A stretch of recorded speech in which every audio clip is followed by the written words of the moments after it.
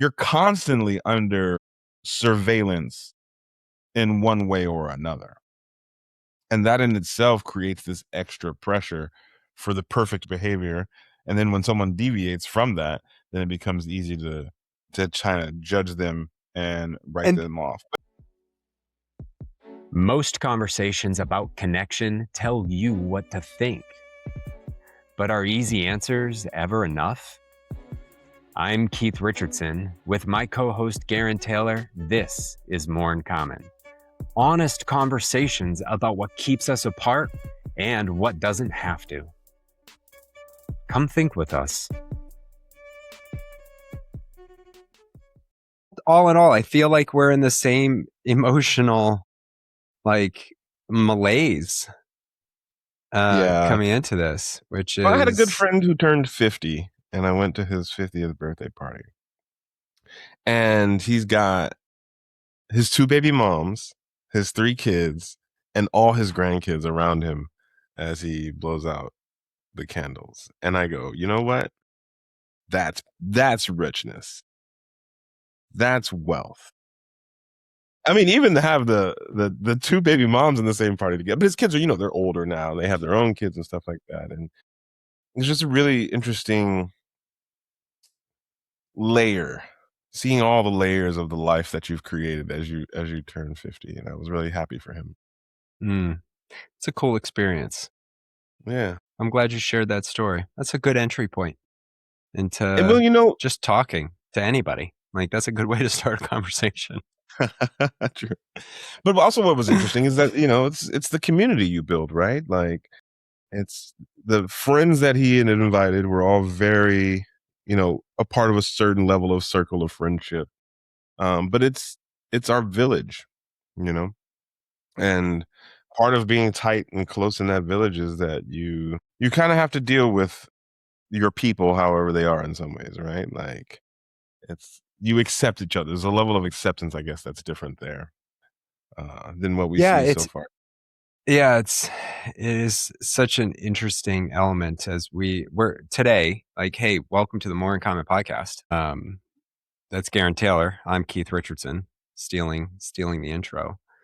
And, we wanted to talk today about judgment relative to just everyday life experience and its impact on us, its impact on being judged, its impact on how we judge, and how that judgment shapes our ability to have a birthday party that has multi-generations, 2 baby mamas, the level of, to your point, acceptance of people that's necessary to build a community like that is important. And oftentimes judgment gets in the way. That's kind of what the big idea when we started talking about doing this episode. One of the big ideas that I was dealing with is, we often talk about the Dunbar number and how we're not really trained for all these large scale social relationships. And judgment in some ways works in the same way, right? It used to only be the people in your village who even knew about your existence and or judged you on that. And so the ladders that you climb within your own village is totally based on, the roles you play there. You're a good father, you're a good contributor. He's great at skinning cattle or whatever, the livestock animal might be that you guys are working on. But now, and not just because of phones or the internet or anything else, it seems like that Judgmentscape has expanded infinitely. The ladder that we climb is infinite. There's no goal at the top. There's no bottom. There's no way off. You're just on it. And I do think that social media has contributed in some ways, right? How often do people post something considering the perceived audience, the imaginary audience that's going to receive that, and then adjust it as necessary? Yeah. And it's interesting. I think about somebody who commented on our podcast on one of our socials that said, we have too many podcasts. It's right. Like, we need to have fewer podcasts, I think, was his critique of the social media. It's very intellectually in depth.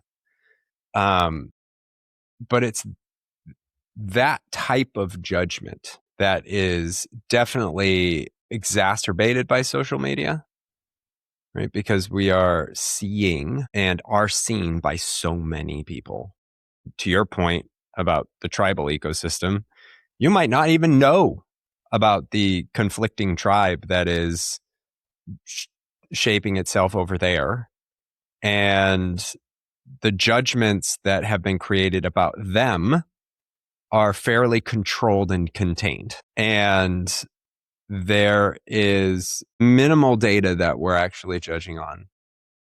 We're still minimally judging on data, but it's at an expanse that is unfathomable in human history.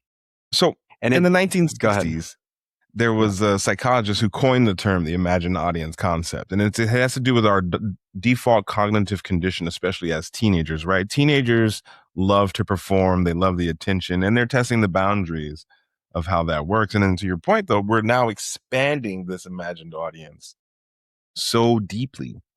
And there was a quote from a paper I read on studying for this. Is from the Studies of Media and Communication 2025. On social media, users are frequently confronted with multiple and heterogeneous audience simultaneously, including family members, colleagues, and acquaintances. Research suggests that in determining behavior, the imagined audience can be just as influential as the real audience. So now we're adjusting ourselves for the judgment of people that may or may not even be watching what we're doing. And what's fascinating, so I think there's, before we even get into the intellectual frame of judgment, like, I think it's important to shape a little bit about all of these things, right? And how they show up and why they show up. But I know for me, part of the importance, and I said this during the the most recent arc that you and I had before Jonathan, part of the reason that I struggle even talking about the podcast with other people. By the way, quick update, I have made a concerted effort to lean into inquiry and actually ask questions and have conversations when people bring it up, rather than growth. like, look, this podcast, if there's anything it does for anybody on the planet, I will tell you, it does more for me and how I show up on a daily basis. Like, so that is for sure. Right. But for me, for the longest time, and I used to say this, I want to end judgment. I just want it to be done. And the more I understand about judgment, the more my shape of that has changed materially. But what I actually mean by it is, to the extent that you're talking about, the imagined audience. Sometimes we walk into a room and we worry that people are going to judge what we wear, right? That imagined audience. It might prevent us from doing something. It might prevent us from going somewhere, or it just might impact our emotional and mental state going into that space. And two, we judge others based on their differences of appearance, and we create narrative and story around that distinction that we've aligned to them. This is how so much of our cultural, like, that racism is a part of this, and body shaming, and all of these things that we all participate in. And for me, that's the piece. I've come to this place of, I don't want to end it, because you can't, but I want to shift it, because that's what we can't do. Because one of the things that is fascinating about judgment, and this is part of the reason why we fear it so much, is that we think it's just some human thing. People judge. So me walking into a space, I inherently think people are going to judge me. The reality is, our judgments are culturally defined. Yeah. Oh, yeah. The fact that we judge is absolutely a piece of the the pie, right? Like we are going to make judgments in order to understand how we can go about this space. Where it loses its teeth but gains all its bite is the narrative that we take from that judgment. That quick judgment turns into a story. And this is in particular in Western and American society. And we can get into the difference between judgments of collectivist societies versus individualistic societies and how they shape and how they work out. But at the end of the day, how we get to a place of understanding discernment versus judgment so that we can say something, and I'll shut up here in a second, I promise, like, I'm not attracted to that person because I'm just not attracted to that person, and not judge them and create some moral character flaw in order to justify my lack of attraction. Yeah, I think the two things are combined, though, right? One's not happening without the other, right? As you leave the village and everybody in the world is judging you, or at least you're perceiving that judgment for one reason or another, those pathways you're talking about become a lot more narrow, right? Because everyone's going to have an opinion, and then that opinion gets amplified. And so the recovery from that. But it is part of being human, right? Like, even in the village, how do you police each other, right? It's guilt and shame in a way, it's community surveillance in a way. But now that surveillance is through the roof, right? There's a flock camera, there's a camera on the bus, there's a camera, everybody's got a camera in their hand, and so you're constantly under surveillance in one way or another. And that in itself creates this extra pressure for the perfect behavior. And then when someone deviates from that, then it becomes easy to try to judge them and write them off. But I think you do feel it. I think people do feel watched and evaluated and tracked and recorded, and like they're constantly one step away from being the next person made fun of on the internet or written off or canceled, as they say. And it puts you in a psychological posture of defensiveness, which also makes you judge others so that you can have something to point at them. Yeah, and that's the cultural element of it, right? To your point, and I think this is where this show deviates from any other conversation about any topic, quite honestly, and how we do it.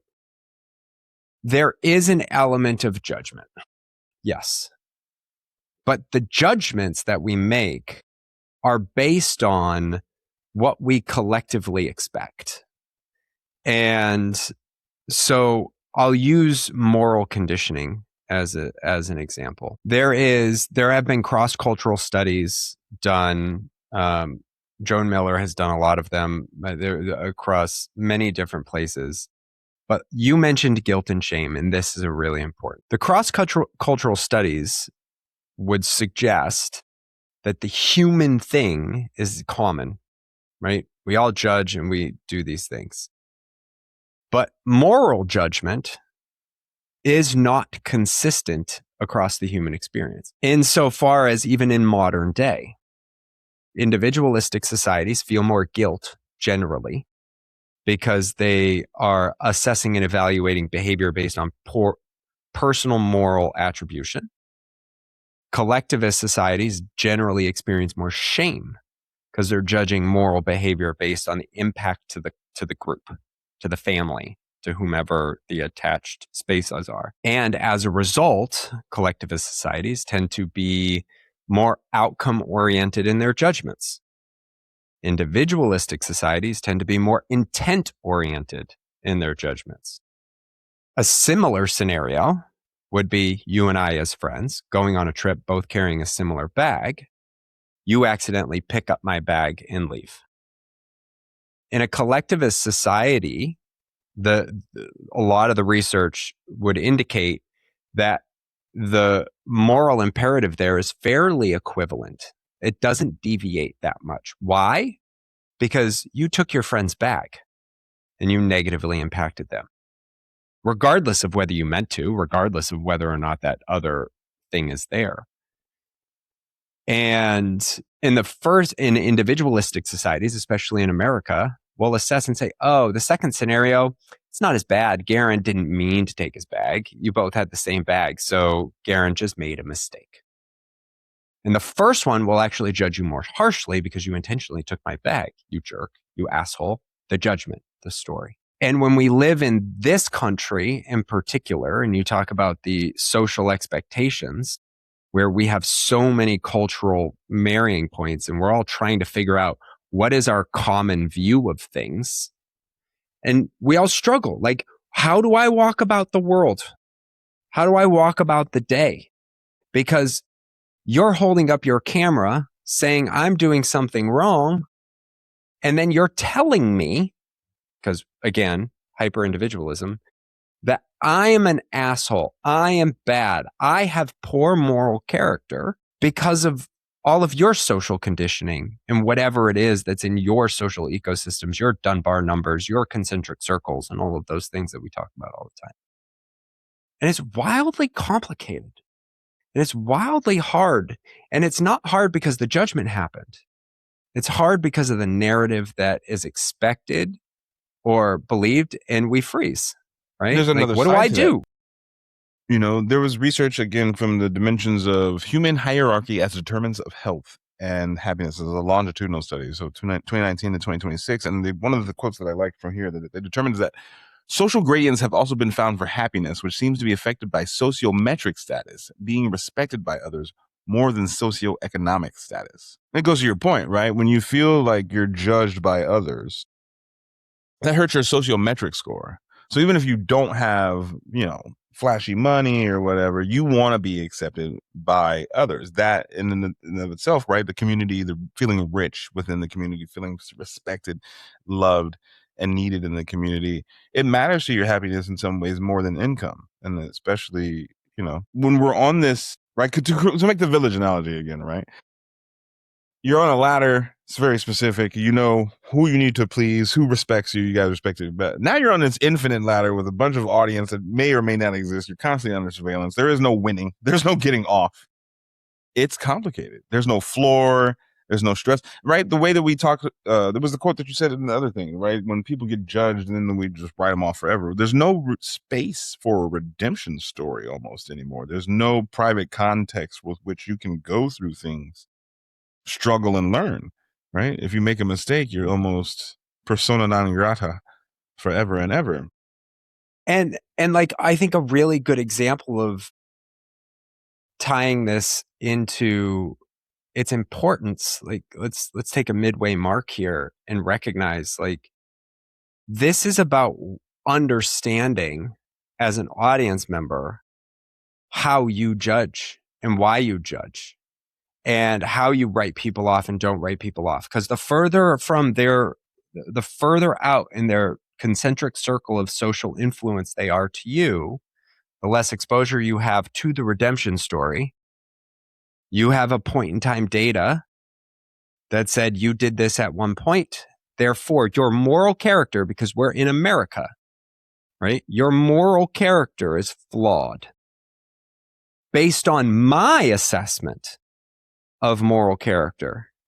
And this ends up happening, and we are very bad at this. So I want to be very clear. Like, this is something that we are very bad at, which I think should be a point of reprieve, of fear of judgment, right? Like, people are bad at judging you, but there are material consequences to everything that you just said if they judge you incorrectly. Especially in this space and time where in our society, we don't get judged by our community. We get judged by our individual actions. And one of the most meaningful negative impacts of this is the interview process when looking for a job. The interview process when looking for a job is still so materially anchored on interviewing, other people judging you and your potential to do the job well. Right. based on a half hour to an hour conversation.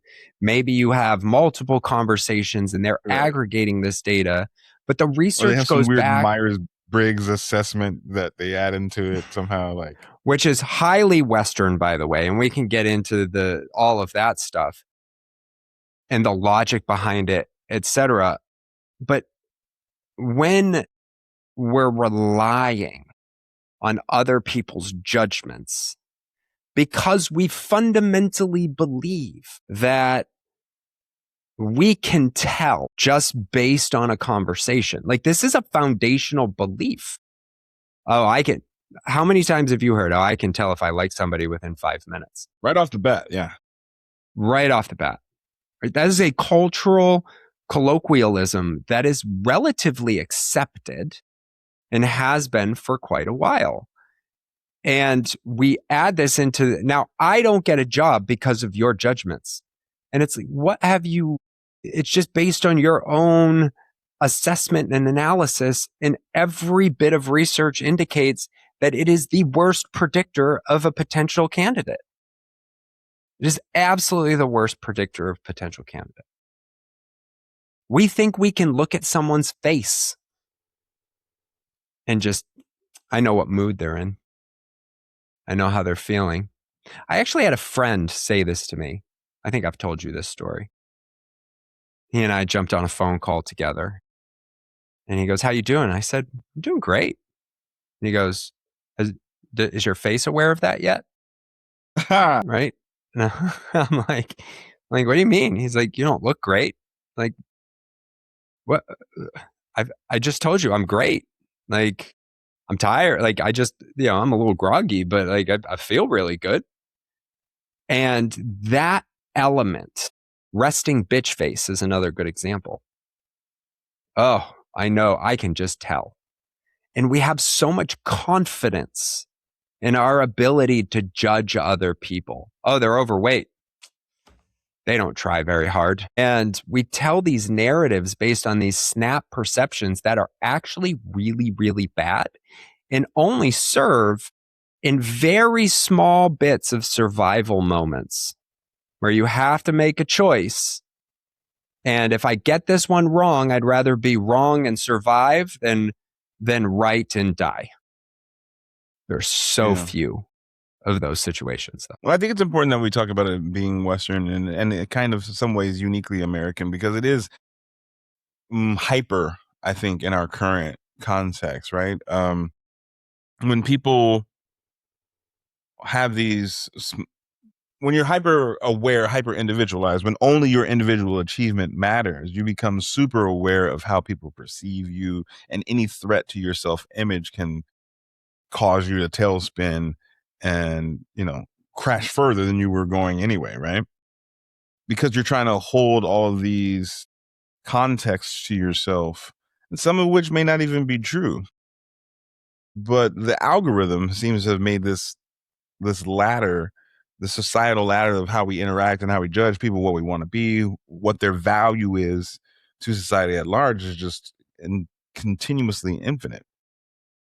And I think that one of the other concerns for me is that we don't look at it at its core. The core issue that we're talking about always is, how do we communicate better? How do we build more community? Because when you have those stronger bonds, when you recreate your village, the judgments of others who are outside of it, who don't have a real stake in your growth or in your life, it doesn't matter as much. You don't worry about that stuff as much. It doesn't affect your decision.